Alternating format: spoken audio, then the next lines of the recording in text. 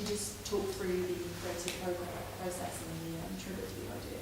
Well, it was very unlike my usual creative process. It was very emotional and very spontaneous in a way. And so the poem came to me straight away, but it was after kind of a whole night of kind of thinking about the issue, thinking about Stephen, thinking about his murder, having seen the reconstruction on the Panorama documentary on the BBC, and knowing that one of the last words he heard would have been the word nigger, and the fact that his murder was a racist murder. And I was glad to see it was treated as such, and that was said really clearly by the judge, by all the newspapers and all the news reports, that it was a racist murder, and there was no question about that. So that's just made clear.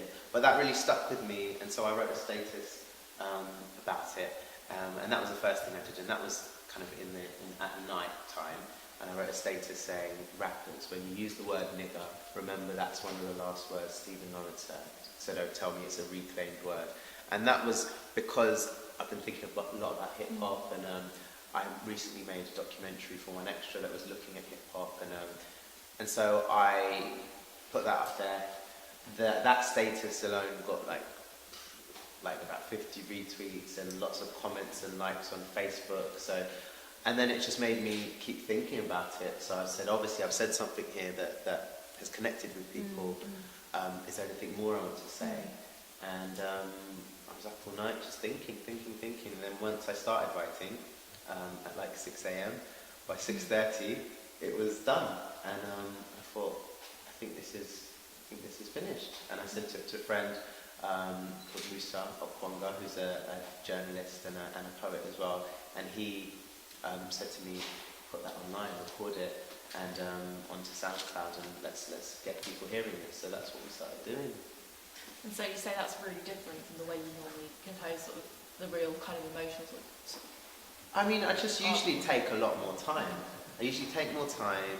I usually have in mind like what I'm going to be writing, whereas with this was just kind of coming straight from the heart. Which is, I guess, how I used to write when I first started writing, because no one was expecting anything from me when I was like 17, 18, 19, when I was just starting writing poetry. No one was expecting it to change anything or do anything. It was just for me. And then this poem, I guess I did write for me, but also knowing that there are people that listen to me. And so I was just trying to put clearly how I felt about this issue, and people connected with that.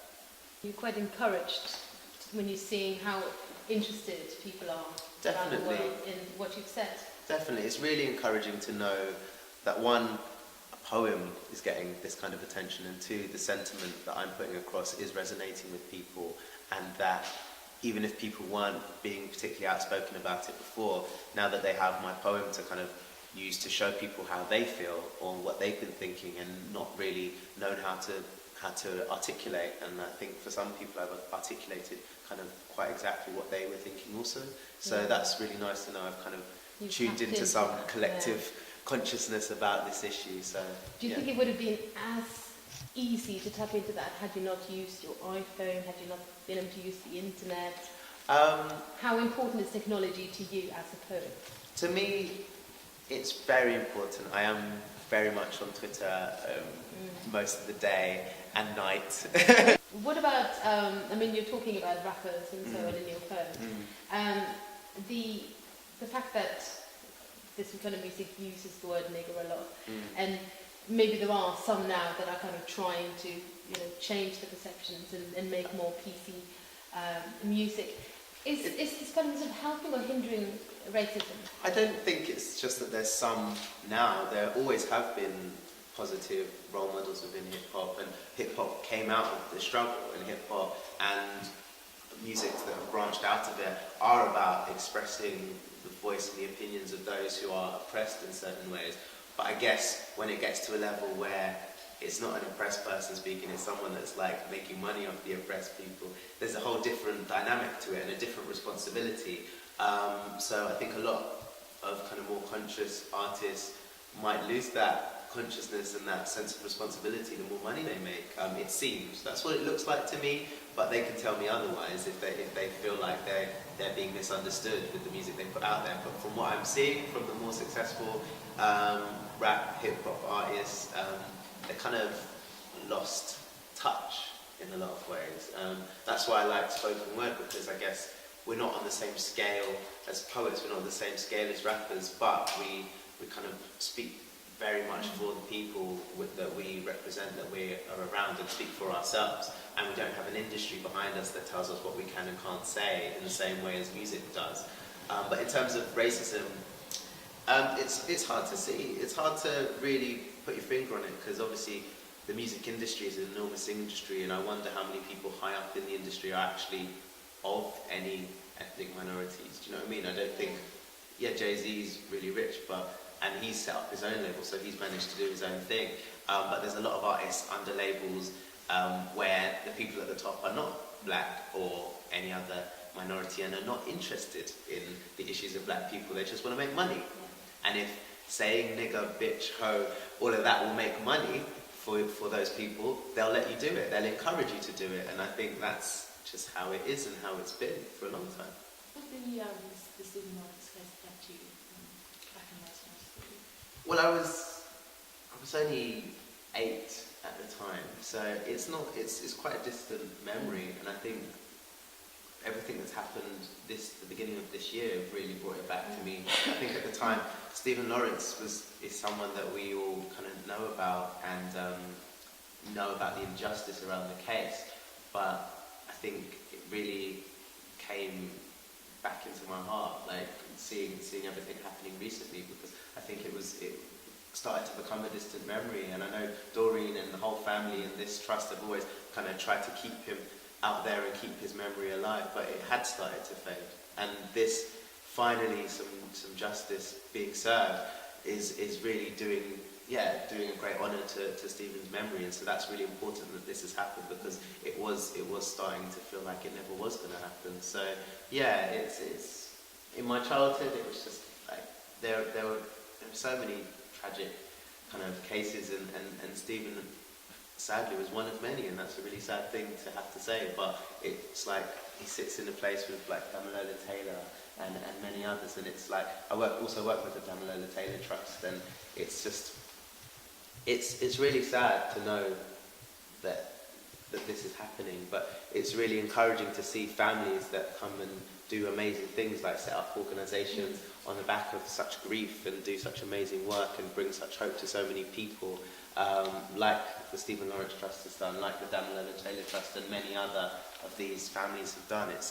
That's really encouraging, and so that's kind of what I take from it. Yeah. And when I think of them, I think of the good work that's done in their memory.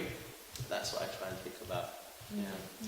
Do you think this trust and the Damilola Taylor Trust is helping to change people's perceptions and kind of turning something negative into positive? Definitely, in a very real and practical way. Like seeing young journalists and journalists like yourself being here, being able to take part in a course, seeing all the other great programs that are run out of here, having done an event at this building myself, a poetry event for young people, and I brought a group of like 10 young girls who were like aged between 8 and 11, and got them to do poetry for the first time alongside more well-known poets, and we did the event here, and that was fantastic, and it was a free event, and just being able to have a space like this for young people and the community to use. And then looking at, for example, as well, the Damilola Taylor Trust, who have set up the Spirit of London Awards, which are encouraging young people to be celebrated for the good things that they do, and I won one of those awards. How And did you feel about that? it's amazing, and it's quite a lot to process, thinking that someone died, and because someone died, like, you are in the position you're in a way. Like, there's a lot of young people that are helped by this organisation and are helped by the Damilola Taylor Trust and Spirit of London Awards, and what an amazing thing that is for the memories of those two young boys. And they're just one of many like young boys that we have lost, but it's great that such amazing stuff is done in their memory, and that just, it makes me think, wow, like at least we've got that, at least we can say that, and I think that's a really powerful thing to be able to say, that actually so many young people are being helped out of these because of these tragedies. Mm. Not that we'd ever want them to happen, but it's just something to think about. Yeah. Mm. As a role model as such? I do, and I think I've chosen to be that, and I think I've become comfortable with that in the kind of past couple of years. I did a leadership course last year with an amazing organisation called Uprising, and they get young people to actually see themselves as leaders and go through a year of kind of training, mentoring, working in groups to set up projects and network and just kind of take on that responsibility of being a leader within your community. Community can be like the area where you live or the group that you most identify with, because I feel like I fall into many different communities, whereas I'm obviously a mixed race person, and I'm a young person, and I'm gay, and I think all of those things. Ticking a lot of boxes. I do tick a lot of boxes, and that means I can act as a role model for a lot of different people and bring communities together and have a network that's really wide and kind of link them in with each other, and conversations that might not be had can be had through me sometimes, and that's really. You feel people can relate to you more easily or feel more comfortable kind of talking to you? I hope so. I hope I'm friendly and open and approachable, and I think by putting my personality and almost everything about myself out there, I guess it could leave me open for people not to like me, but on the most part, people seem to, and come to me and talk to me about their issues, whether it's something that I can personally relate to or they just feel like I'm someone they can talk to. And